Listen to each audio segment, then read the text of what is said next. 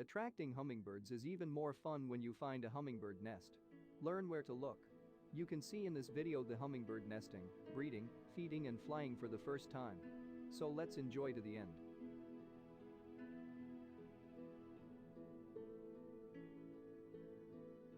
Hummingbird nests are often lined with soft plant fibers, and hummingbird eggs are like jelly beans. Like a crown jewel, the nest of a hummingbird is one of the great wonders in all of nature. They are so tiny, yet so perfect. Few of us have ever seen a hummingbird nest. This is because they are nearly impossible to find. From the ground, they look like another bump on a branch. From above, an umbrella of leaves conceals them. And from the side, they look like a tiny knot, quilted with lichens, plant down and fibers. Though each of the 17 hummingbird species that breed in North America builds slightly different nests in various habitats, they have much in common.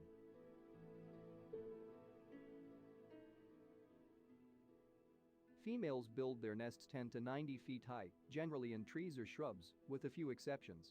Hummingbirds build velvety, compact cups with spongy floors and elastic sides that stretch as the young grow.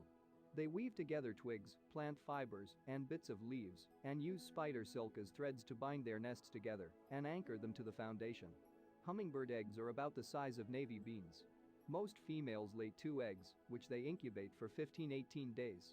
Juvenile hummingbirds fledge, leave the nest, 18 to 28 days after hatching. Any hummingbird lover knows that adding nectar plants to your garden is an important part of attracting hummingbirds. But these tiny creatures rely on a different set of plants for nesting materials. Add some of these to your garden to encourage hummingbirds to nest nearby.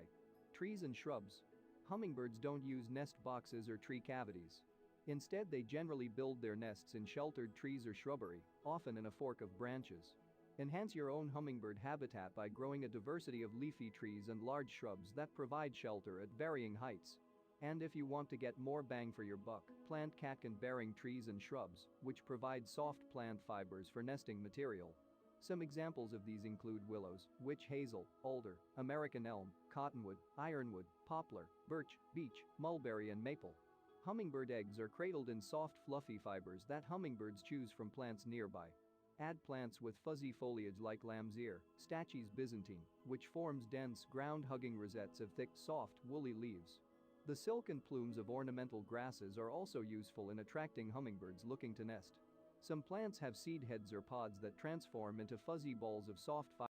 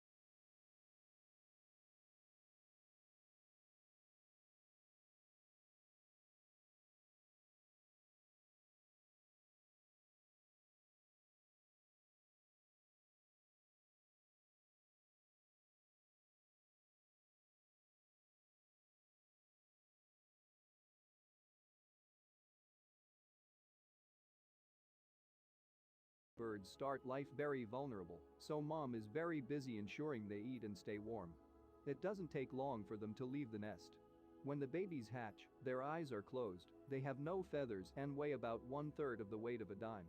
They're about an inch long and can't regulate their body heat, so mom takes care to nest with them for the first 8 to 12 days. At about 2 weeks, the nestlings have developed enough temperature regulation to stay warm through the night in the nest.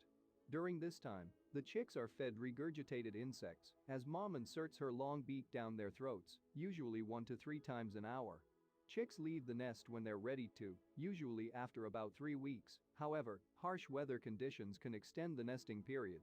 Mom will help her fledglings a few days after they take off, showing them where to catch bugs and find nectar before she chases them off to live on their own. So let's enjoy the feeding of hummingbird, and finally you can see in this video the first flying of babies.